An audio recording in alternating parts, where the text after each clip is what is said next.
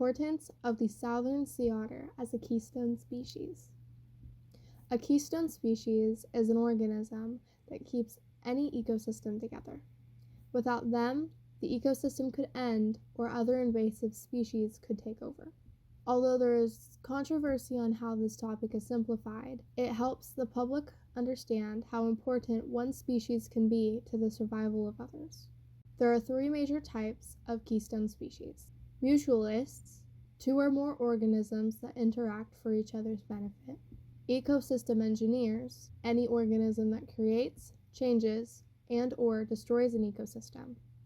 And finally, predators, what the southern sea otter is classified as. By eating prey, they control populations which have an effect all the way down the food chain.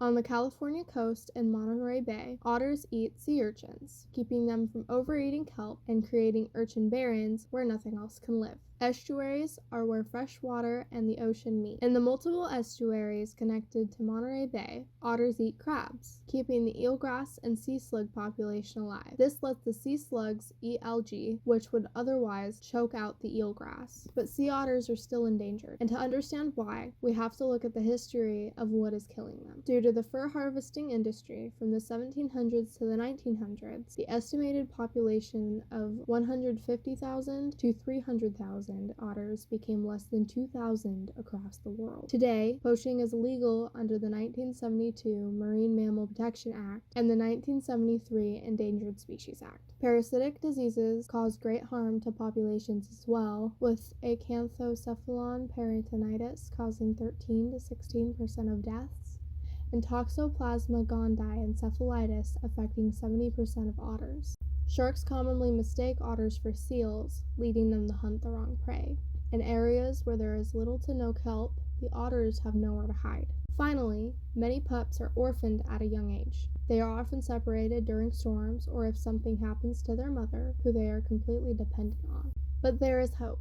The Monterey Bay Aquarium has made a massive impact in sea otter conservation. Their research in rehabilitation and relocation of otters has greatly improved populations. They were the first to successfully surrogate otter mothers to raise orphan pups. And from 2002 to 2016, they have released 37 pups into the Elkhorn Slough estuary. As of 2019, 1/2 of the population's growth is estimated to be one of, or a wild offspring of, the surrogate pups. These surrogate pups survive just as well as wild ones, and the higher population rates have had a positive effect on the estuary ecosystem. Sea otters still need our help. If you would like to donate, a link is in the description.